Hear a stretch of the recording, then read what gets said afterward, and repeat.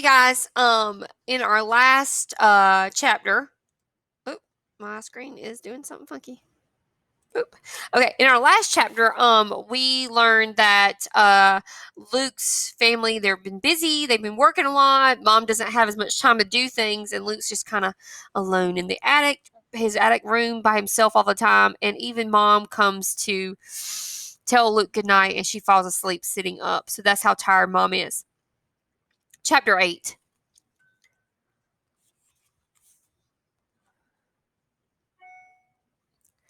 One cool rainy morning, a few weeks later, Luke's family left in such a rush they barely had time to say goodbye.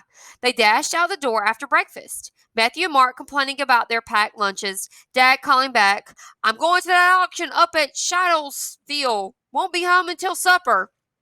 Mother hurried back and handed Luke a bag of cracklings and 3 pears and some biscuits from the night before. She muttered, so you won't get hungry, and gave him a kiss on the head. Then she was gone. Luke peeked around the stairway door, surveying the chaos of dirty pans and crumb-covered plates left in the kitchen. He knew not to look out as far as the window, but he did anyway. His heart gave a strange jump when he saw the window was covered. Someone must have pulled the shade the night before to try to keep the kitchen warm, and then forgotten to raise it in the morning. Luke dared to lean out a little further. Yes, the shade was down on the other window, too. For the first time in almost 6 months, he could step out into the kitchen and not worry about being seen. He could run, skip, jump, dance, even on the vast linoleum without fear. He could clean up the kitchen and surprise Mother. He could do anything. He put his right foot out, tentatively, not quite daring to put his full weight on it. The floor squeaked. He froze. Nothing happened, but he retreated anyway. He went back up the stairs, crawled along the second floor hallway to avoid the windows, then climbed the stairs to the attic. He was so disgusted with himself he could taste it. I'm a coward. I'm a chicken. I deserve to be locked away in the attic forever. Ran through his head. No, no, he countered himself. I'm cautious. I'm making a plan. He climbed up onto the stool on top of a trunk that served as his perch for watching out the back vents. The neighborhood behind his house was fully occupied now. He knew all the families, had come up with names for most of them. The big Carr family had 4 expensive cars sitting in the driveway. The Gold family all had hair the color of sunshine. The Birdbrain family had set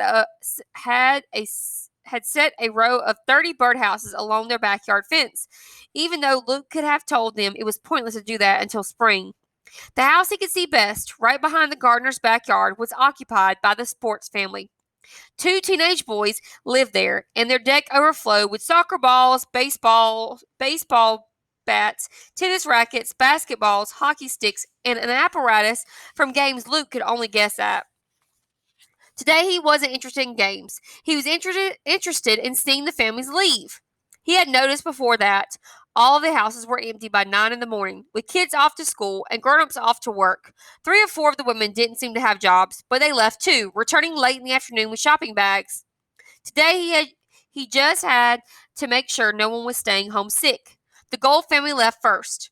Two blonde heads in one car, 2 blonde heads in another. The Sports family was next.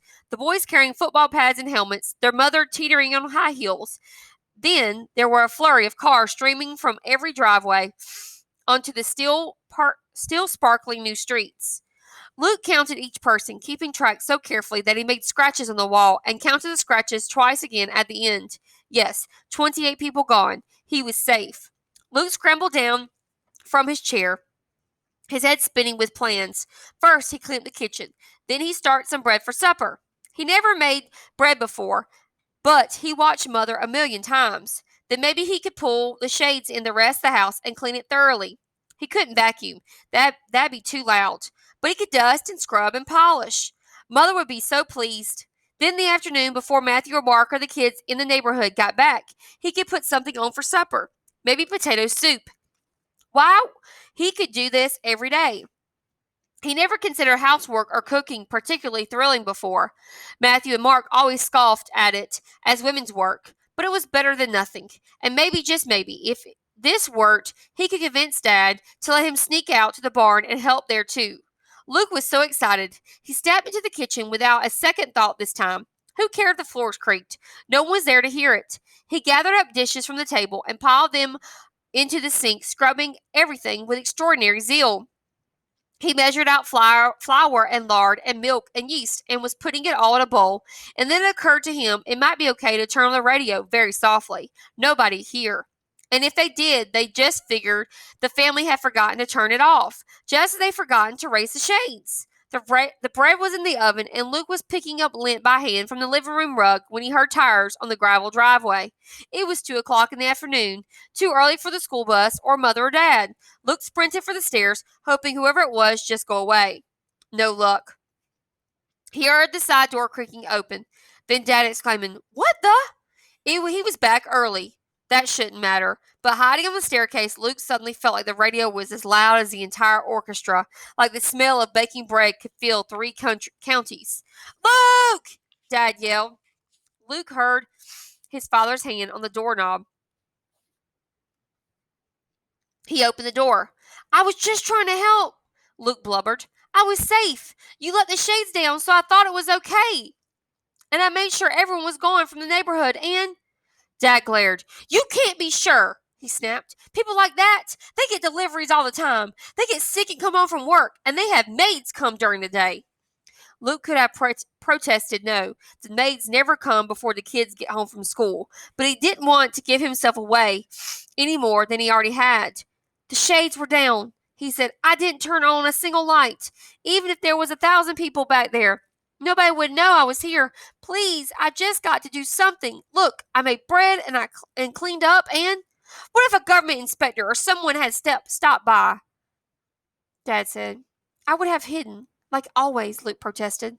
Dad was shaking his head. "And then leave them smelling bread baking in an empty house? You don't seem to understand," he said. "You can't take any chances. You can't because—" At that precise moment, the buzzer on the oven went off, sounding as loud as a siren.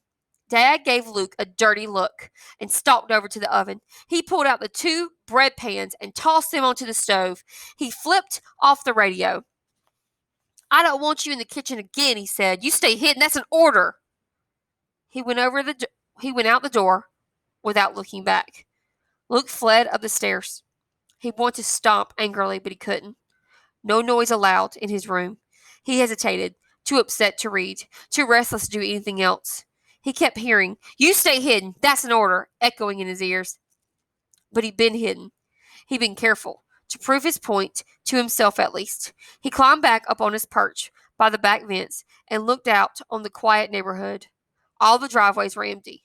Nothing moved, not even the flag on the Gold family's flagpole or the spokes on the Bird Brain family's fake windmill. And then, out of the corner of his eye, Luke caught a glimpse of something behind one window of the Sports family's house. A face? A child's face? In a house where 2 boys already lived. Dun, dun, dun! Something has happened! I'm excited to hear it. All right, guys, I want to keep reading. All right, so go ahead and work on some of your PowerPoint, and I'll get back with you later on chapter 9.